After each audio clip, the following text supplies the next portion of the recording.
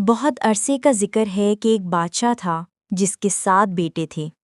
ایک دن اس نے اپنے بیٹوں سے کہا کہ اب وقت آ گیا ہے کہ وہ اپنے لیے بیویاں تلاش کر لیں۔ اس نے ان سے کہا کہ وہ اپنے تیر کا مان ساتھ لے جائیں اور ہوا میں تیر چلائیں۔ وہ تیر جہاں گریں انہیں ان جگہوں پر رہنے والی عورتوں سے شادی کرنی ہوگی۔ 6 شہزادوں کے تیر دوسری بادشاہتوں میں جا کر گرے اور انہوں نے شہزادیوں سے شادی کر لی۔ سب سے چھوٹا شہزادہ اتنا خوش قسمت نہیں تھا۔ اس کا تیر ایک جنگل میں ایک ٹوٹی پھوٹی جھونپڑی کے سامنے گرا۔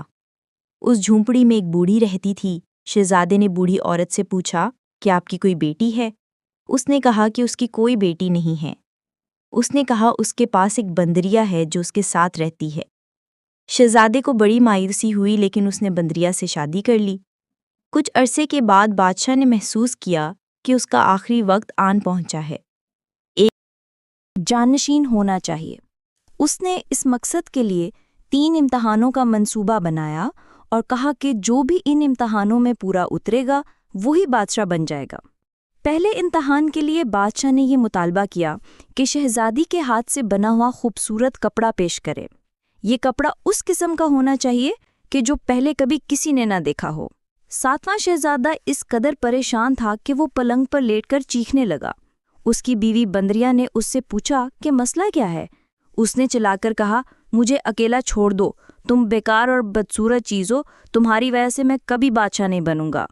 پھر بھی وہ بندریا اس سے مسلسل پوچھتی رہی کہ بات کیا ہے، تو بالآخر شہزادے نے وجہ بتائی کہ وہ کیوں چیخ رہا ہے۔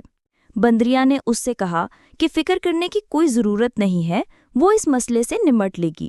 شہزادے نے طنزیہ کہا کہ تم کیا کر سکتی ہو، تم تو محض ایک بندریا ہو۔ آخر کار بادشاہ کو کپڑے پیش کرنے کا دن آ پہنچا۔ شہزادوں نے ایک بعد دیگرے کپڑے پیش کیے اور ہر کپڑا دوسرے کپڑے سے بہتر نظر آتا تھا۔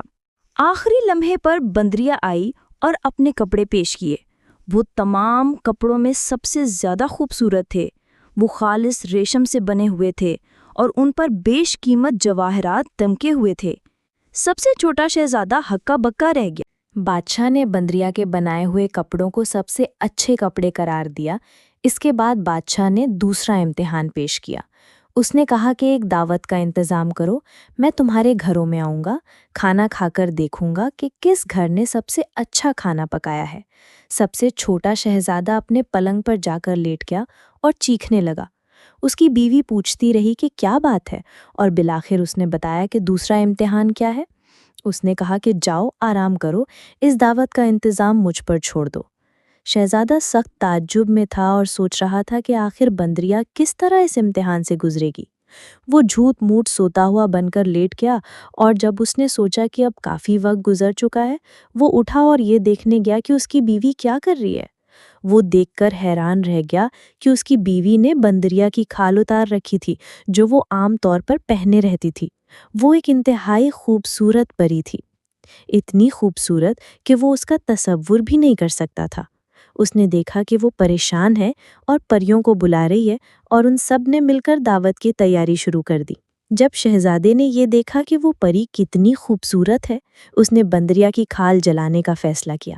بندریا نے اسے ایسا کرتے ہوئے دیکھ لیا اور وہ بہت پریشان ہوئی۔ وہ اور دوسری پریاں غائب ہو گئیں اور دعوت کے لیے تیار کھانا چھوڑ گئیں۔ جب بادشاہ نے 7 شہزادوں کی دعوتوں کے لیے تیار کیے ہوئے کھانے کا ذائقہ لیا تو اس نے پری کا تیار کیا ہوا کھانا سب سے زیادہ مزیدار قرار دیا۔ اس کے بعد چھوٹا شہزادہ پری کی تلاش میں نکل کھڑا ہوا۔ وہ سب سے پہلے بوڑھی عورت کی جھونپڑی پر گیا جہاں وہ بندریا سے ملا تھا اور جو پری نکلی تھی۔ جب اس نے بوڑھی عورت سے پوچھا کہ اس نے پری دیکھی ہے تو اس نے کہا کہ اب وہ پری کبھی نہیں بنے گی۔ شہزادے نے غصے میں آ کر بوڑھی عورت کو قتل کر دیا۔ اس سے وہ پری اس سحر سے آزاد ہو گئی جو اس بوڑھی عورت نے، جو در حقیقت ایک جادوگرنی تھی، جادو اس پر کر رکھا تھا۔ یہ سب کچھ آخری امتحان سے ذرا پہلے بالکل وقت پر ہوا۔